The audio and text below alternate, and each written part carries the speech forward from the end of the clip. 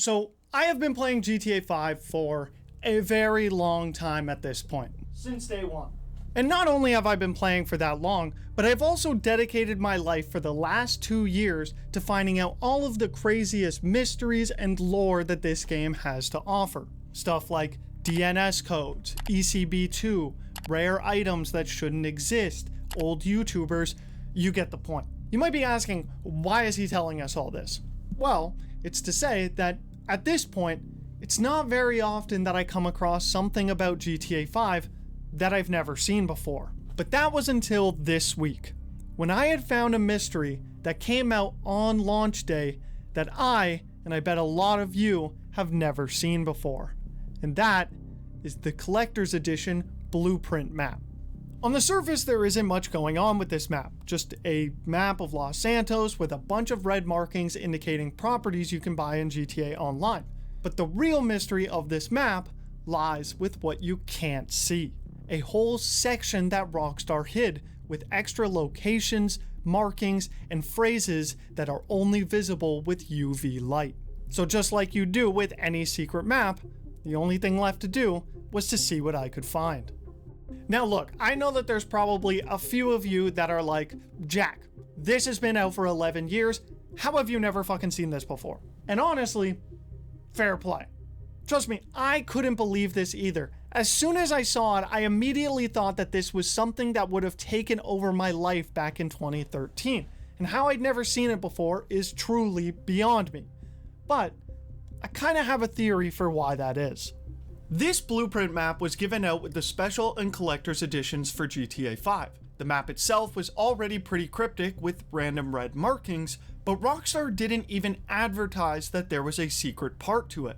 If you look at the newswire showcasing the collector's edition before launch, all it says is, cryptic markings indicate locations for fast cash and other points of interest for the up-and-coming entrepreneur. And if we look at the legend on the map, a section of these markings is literally called fast cash. So my best guess is that a lot of people figured that this is what Rockstar was talking about. On top of that, a lot of YouTubers didn't know about this either, or if they did, none of them had a UV light in order to show the audience the hidden side. So basically, the only way that people would have found out about this is either by coming across a random Reddit post or a YouTube video. But even then, from looking at comments from 11 years ago, a lot of people thought this was fake and that someone had drawn this on themselves. So it's essentially a hidden mystery within GTA 5 that has become completely lost to time for this reason. So as a fun video to kind of revive this lost treasure hunt, I decided I would go through it and experience this map like I was supposed to 11 years ago. Now to start, we actually have to flip the map over. On the back, you can find a huge logo for TPE that says Trevor Phillips Enterprises, weaponry, narcotics, intimidation, and casual wear. And while that's already cool enough, there was another section on the back that is what got me really intrigued into this mystery. On the bottom left of this backside of the map, you can find some instructions. Lago Zancudo through North Chumash, half a mile past Raton Canyon when the guardrail ends, follow the dirt road down to the docks, and bring $500,000 cash. And remember these instructions because we'll be following them very soon. Now we can flip over the map to look at what Rockstar wanted us to find. In total, there are 39 hidden markings revealed by the UV light. 10 X's, 17 phrases, 6 alien symbols, 2 circled areas, 2 circles with a line, a star, and a weed stash. If we also take another look at the legend that we had talked about earlier, you will see that there are now 2 more sections for us to discover. The X's represent submersibles, and the circle with a line represents Group 6. So, with the instructions and the legend figured out, I booted up my game to dive into this and see what I could find. I decided to start with the instructions on the back because it seemed like the most clear starting point. Following these instructions will lead us to the docks that we can purchase as Michael, where the end of the campaign takes place. However, this dock only costs about $250,000, even though the instructions told us to bring $500,000. So where the other half of the money is supposed to go isn't really known. With the purchase of the dock, we now get access to a side quest of finding 30 nuclear waste collectibles, and by heading to the 2 X-marked locations nearby, they ended up being locations for where we can find these nuclear wastes. This is the same for every X on this hidden map, but that isn't all that you can find at these locations. For example, at the X by the military base, you can also find some body armor and a briefcase of cash inside the crashed plane underwater.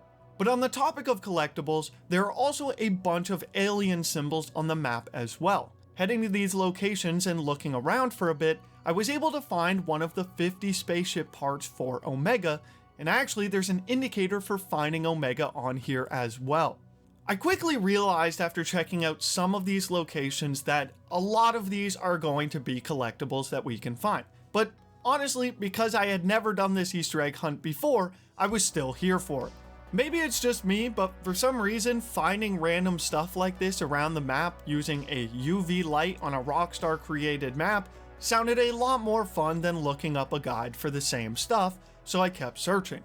I said earlier that there were over 17 different words or phrases written on the map, and they all have different collectibles to find there as well. Like, for example, if you head to where it says shoot for the stars, there you will find a sniper rifle waiting for you at the top of the observatory. Or if you head to the rail cabin, you can find yourself a sawed-off shotgun. And if you head to the star drawn in Paleto Bay, you can find a grenade launcher at the end of the dock. However, not everything on this map was as straightforward, and a lot of theories came about from this map. If we look at the military base under the UV light, you'll notice that it says take control along the runway of the base. I turned on invincibility so I could search around for any indicator of what this could mean, but came up short. It's most likely referring to the control tower, as it's the only enterable building here, and you can actually find a minigun at the top of the tower as well. From searching online, I found a few theories of players back in 2013 about taking control of the tower as a way to enter the military base without a wanted level, but unfortunately with hindsight after 11 years, we know that a mechanic like this doesn't exist. On the UV map, the prison is circled and has a big 9A shown in the middle. Once again, I headed there to see what I could find, and I did actually find a cell block with 9A written on the side of the building, but I couldn't find anything else around it. No weapon, no money, no nothing. There were theories floating around that this was supposedly the cell block that Trevor believed Brad to be in while he was in prison, but obviously we know that he was never there, nor is there any mention of the 9A cell block from the letters Dave sent to Trevor. So if there was something that I missed, please feel free to leave it below. Most of the other locations do have some meaning, or at least something to find. Go to the open grave and you will find a vintage pistol within it. Between the crates will lead you to the Ultras camp where you can find an RPG and a baseball bat, and the weed stash is, well, where you can find a weed stash and an alien part as well. Now you may remember that earlier I said that the legend showed us both X for submersibles and circles with a line for Group 6. But no matter how many times I went to the Group 6 locations, nothing ever happened. I tried it on a new save, a 60% save, and even a 100% save, and nothing ever happened at either location. I looked around to see if maybe there was some cash lying around like what comes out of the Group 6 trucks, but again, found nothing. So maybe you guys can help me out in the comments in case again I missed something here. But there is one mysterious part to this hidden map that I have yet to cover, and it will loop us all the way back to the beginning of this video. You may have caught on to the fact that when we were purchasing the docks at the beginning of the video, there was a name attached at the very end. Frank Mathers. Frank Mathers is a weird name to be on this map because we now know that there is a mystery involving him and his death within GTA 5. After purchasing the dock like we did, a Stranger in Freaks mission will become available. The mission has us meet Abigail Mathers, Frank's wife. At the start of the mission, she explains to us that her husband died during an underwater exploration. Michael quickly mentions that he had heard that his airlocks had been tampered with, which led to his death, and Abigail mentions needing evidence to prove he's deceased so she can claim the insurance money. So, after she promises us a worthwhile reward for our efforts solving his case, we are tasked with finding 30 submarine parts to find out what happened to him. But there is something off with this whole mission. Once you've found all 30 parts, Abigail will look stunned at the evidence that Michael presents her, like she sees something that we don't, and she tells Michael that she is going to take this evidence with her to the FIB.